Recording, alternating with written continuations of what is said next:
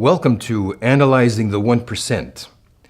Today we're going to take a look at the mainstream corporate media, the extreme corruption that exists in this field, which prevents the population from receiving the social consciousness that the public media is supposed to provide.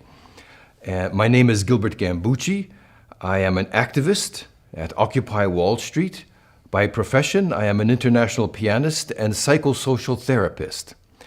And do you know, there are many great things, inventions that the public doesn't even know about because the media will not show it.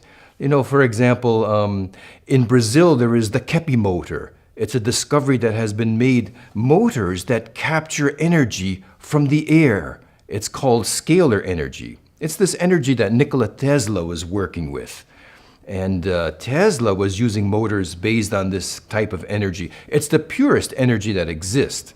And he was using an antenna for this. This has been developed now. A motor exists where it captures energy, the scalar energy, without the use of fossil fuels or electricities or batteries or nothing like this. But it's free energy, so the powerful don't want you to know about it. And the media cooperates with this.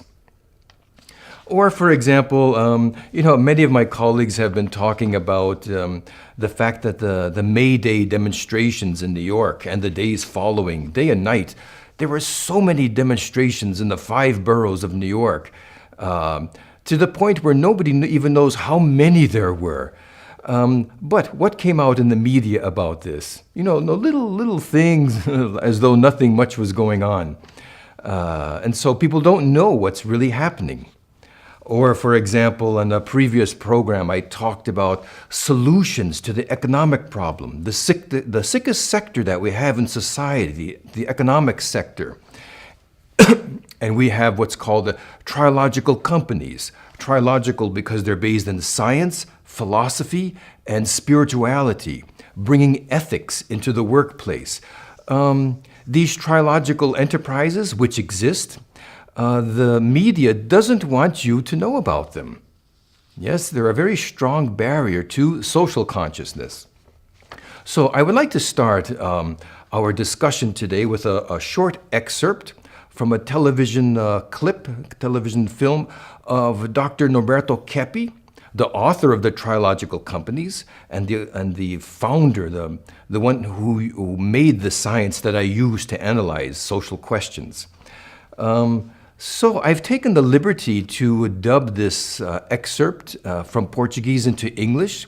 So this is Norberto Keppe speaking about how the media is manipulated by the economically powerful. Let's roll this. I would like to show how the media is manipulated by the socio-economically powerful ones, those who dominate the social structure through the use of money. I would like to show you how they manipulate the people through information that one gets from newspapers, magazines. Of course, this does not happen with all the newspapers, magazines, and books, not at all. But the greater contingent is gagged by this violent social economic power, and so is unable to speak the truth anymore. You have to build courage, people, to speak the truth, because the only thing that will save the human being is ethics. If a person is unethical, he is in a sick state. So if he lies, because by lying he will earn more, because that media, that newspaper, or that company will protect him in his dishonesty, in his lies, so he can earn more money, but mentally he will have a collapse. He'll become sick. So let's see some misguiding news items we see in the media. On many occasions, they put the blame for something on the outside, a paranoid point of view. Instead of seeing, for example, that that company is not manufacturing advanced merchandise, it's not modernizing, or isn't producing what it should be producing. So generally the problem lies in the companies themselves. Take, for example, the Chinese producing better merchandise, Of course, the buyers from anywhere in the world are going to prefer this article. Let's see the second one. Tomorrow, in an hour or two, you'll be also a millionaire. You're going to be a millionaire with an ulcer in the stomach, mentally schizophrenic and chronically depressive. Is this a great profit? Earn millions and become a mentally sick dummy in the world of time and space. Another falsity out there is that anyone can become a millionaire and that this is a great lie. Of course, you can only become a millionaire if you are a crook who knows how to play the stock market of money speculation. Of course. Those who rob within the law. Let's see now, number 3. Do you think this is an advantage? This enormous company here merges with another enormous one, and it becomes the biggest in the world. People, what is the advantage of this for us, for we the people? If this guy joins up with another one and becomes a millionaire, do you see? So why do newspapers and magazines write about all of this all the time? So-and-so is a super millionaire and has this incredible company that will merge with another one and now will become fabulous.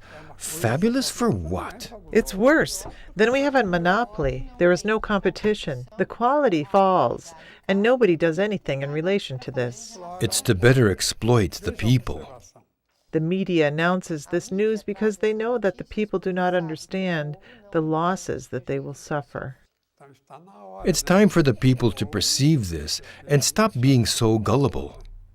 Now, in the same way that the media doesn't want you to know about the great inventions that have been made that are not for our use, in the same way that they don't want you to know about the consciousness that occupy Wall Street, the demonstrations, and the occupations throughout the country, throughout the world, the consciousness that this is bringing, the mainstream media doesn't. Do you know that Occupy Wall Street is kind of, how should I say, there's been an order in the corporate media to no longer say anything about it. It's been banned, let's say.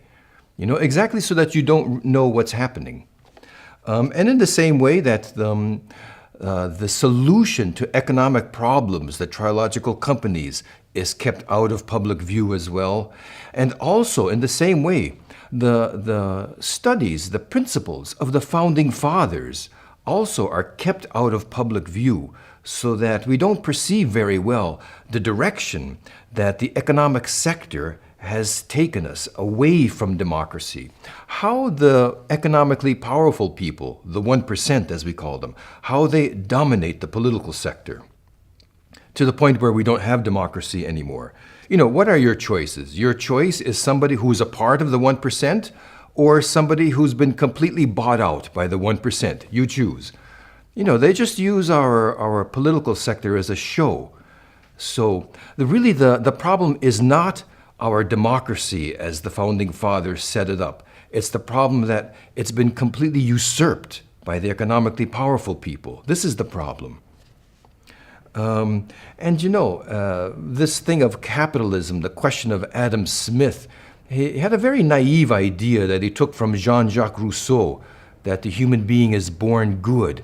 And so those who know how to work with money, this will benefit the rest. It will trickle down, as we say, you know. The human being is born with a good essence, but he has an opposition to this. What about the pathology of the human being? Smith was completely ignorant as to the psychopathology of the human being, but completely, as though it doesn't exist. Then later, John Maynard Keynes, in order to try to solve the problems of capitalism, he said, well, you have to hold in savings lots of money for when there's a stock market crash. So at least in Smith's capitalism, money was used for things. It was invested in building universities and bridges. And in Keynes, the money is hoarded. And so we really started going into a faster and faster decadence. Until Reaganomics, you know, the so-called neoliberalism, where there was a great emphasis placed on money speculation, you know, the stock market, instead of treating the real economy, you know, industry and agriculture and the workforce. So there's a complete imbalance to the point where we are now in a serious crisis. And all the time trying to exclude the principles of the founding fathers of our nation. You know, the point of equilibrium that we have as Americans is the Constitution of the United States. We need to know very well what it says and to grasp the spirit of it as well. You know, for example, a person who's in direct line with the founding fathers, Abraham Lincoln. Let's see what he has to say about this question of money speculation, you know, capital, and work, the workforce of the nation. I quote Lincoln, "Labor is prior to and independent of capital. Capital is only the fruit of labor and could never have existed if labor had not first existed. Labor is the superior of capital and deserves much the higher consideration." Okay, so this is in the heritage of what it is to be American, and not this line of thinking that began with Adam Smith and, you know, the most imbalanced people who have a crazed thirst for power. They've gotten to power through the economic sector. They've deregulated as much as possible. In the political sector, it's more difficult to become a despot there. In the economic sector, it's very possible, and it has been achieved, in fact.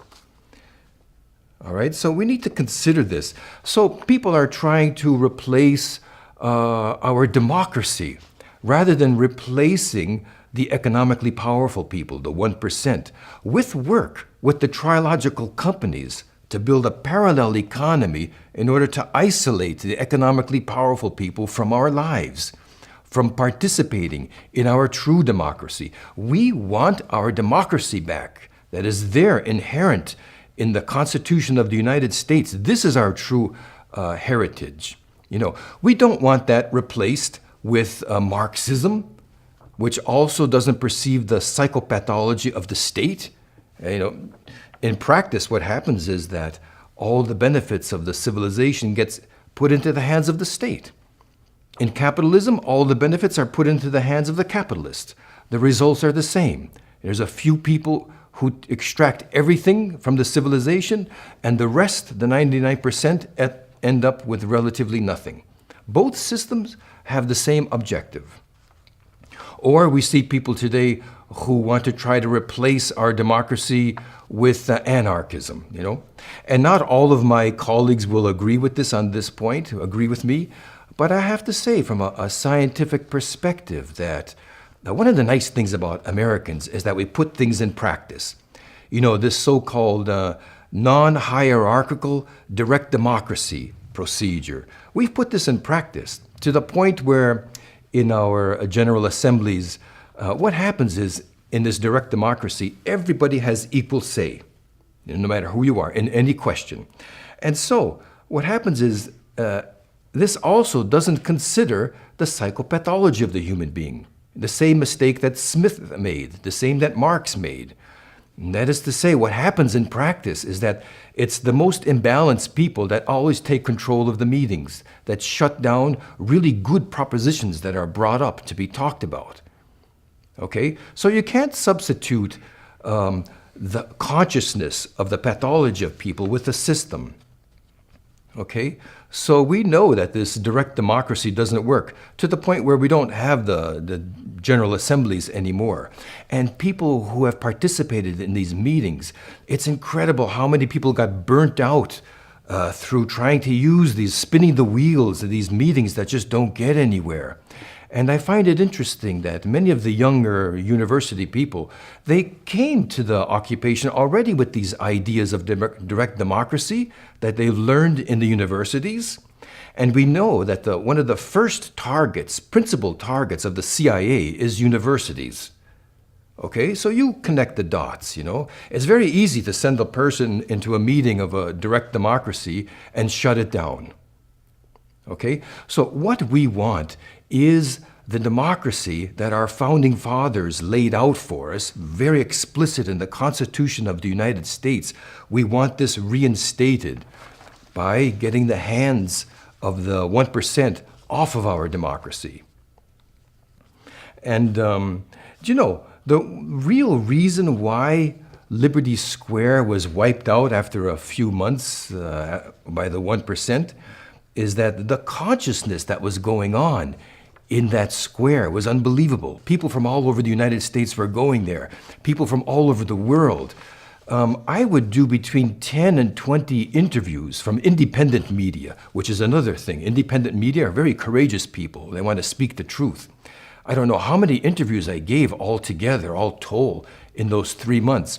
But the discussions were fantastic among myself and the colleagues. Sometimes me and my colleagues, we would interview together, two people doing an interview, to raise consciousness of the issues, which is something very good. And so, for example, one of the persons who made an interview of myself, he was good enough to send me a clip of that interview. And so I would like to show that now for us to get an idea of the type of discussions that were going on in Zuccotti Park, because it was not closed down for the excuses that they say, oh, they wanted to clean the park, or somebody was smoking pot, or these little things like this. They wanted to close it down because consciousness of the real problem was growing. Consciousness of the pathology of those who wield power, the economically powerful people, was becoming more and more evident for people. That's why it was closed down. So let's take a look at this video clip that some independent filmmaker had made. All right, let's roll that.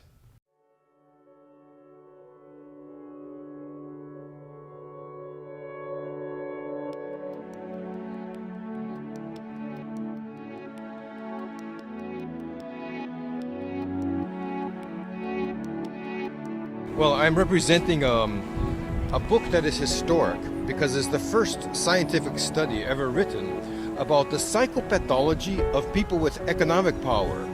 We study them, their mental condition. You know, for example, if you have 5,000 times the amount of money that you could ever use in one lifetime, then why would you fight to get more? Why would you want more? Okay? It's a mental condition that these people have. We study this. And so the main problem is, what are the techniques that they use, these economically powerful people, the international bankers and these people around them? What's the technique they use to enslave humanity? Because you can notice, this is the problem today. This is why everybody's here on Wall Street. Everybody has their own grievance of injustice. Because they've enslaved not only individuals, but companies and even entire nations. You know, for example, the United States government is completely in debt to these bankers. You know, everybody knows that the Fed is privately owned by a secret sex society, the Knights Templars. You know, it's the same guys, these economically powerful people. You know, they have a plan for the world. They're enslaving us. So, what is the technique that they use to enslave everybody? And we've been analyzing this for years, and what we see is that the use of usury, which in the past, in cultures in the past, they know that usury is highly immoral. It's an unethical process and very destructive, not only to economy, but to society. Okay? So if usury is something completely immoral, then why do we continue to recognize that as something valid? This book is written by psychoanalyst, social scientist Norberto Keppe. And the name of this book is called Liberation of the People, The Pathology of Power. And it's, as I said, it's historic in the sense that it's the first study ever done of the pathology of people with economic power. And it's the best until today. You know, it's absolutely fascinating. If you read this book, your vision of the world will never be the same.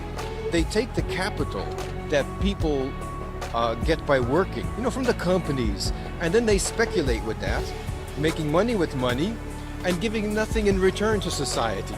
Do you see? They make themselves rich with the capital that comes from companies. Well, this capital belongs to people who work. It doesn't belong to the 1%, as we call them. And so, through this process of making money with money, they devaluate the dollar and they destroy the real economy, the working force of the nation. You know, agriculture and industry and even commerce and people who work. So capital must be used in the benefit of those who work and not to the benefit of the 1% who use it to destroy those who work, marginalize those who work, and make themselves rich.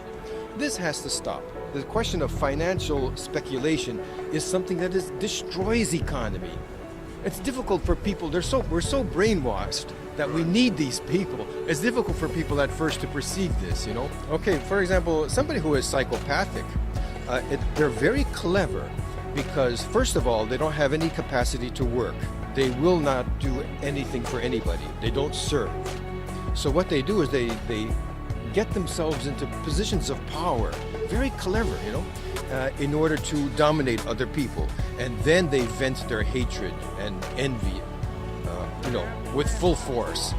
And you know, the founding fathers of our nation were very concerned about that. You can see in the writings of Thomas Paine, of Alexander Hamilton, of Jefferson, that it's a constant fight to how could I say, to be on guard for these psychopaths that they don't get into power.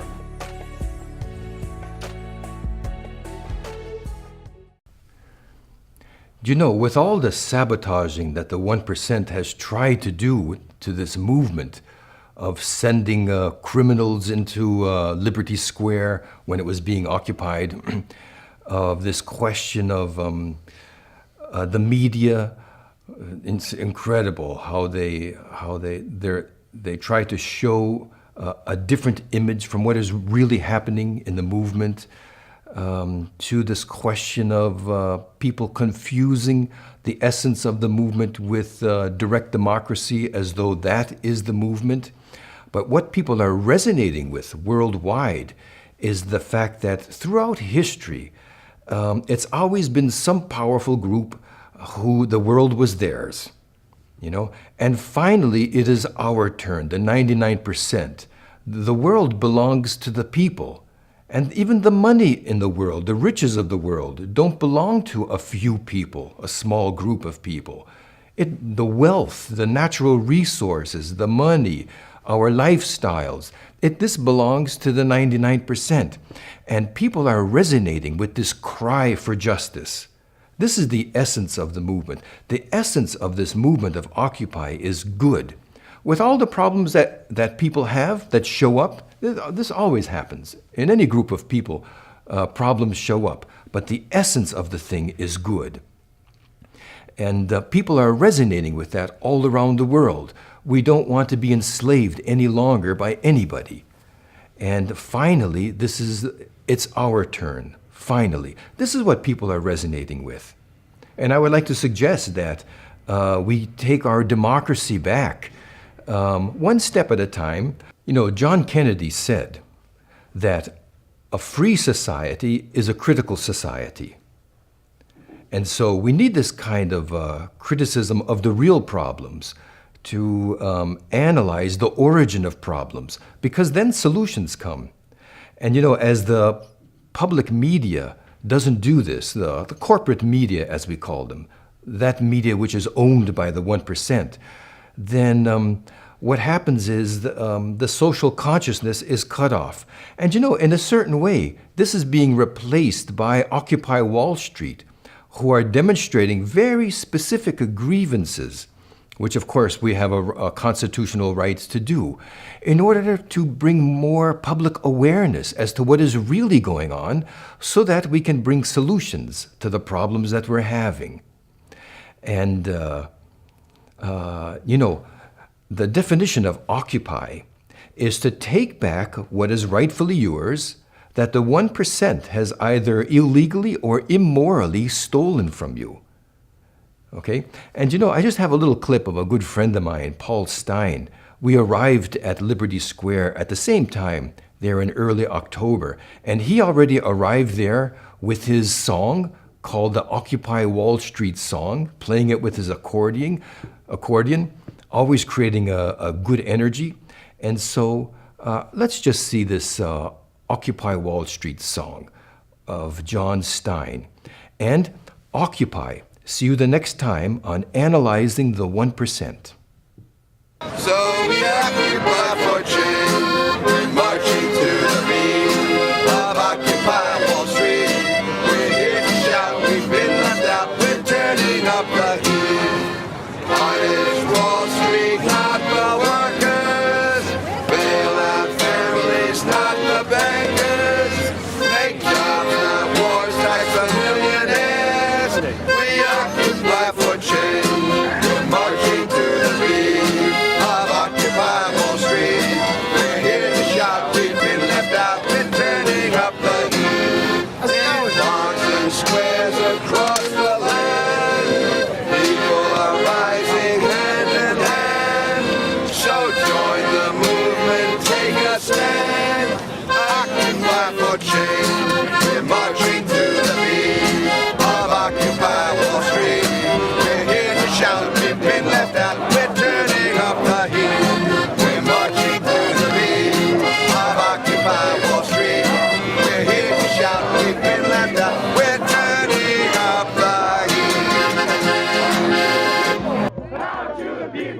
Bye.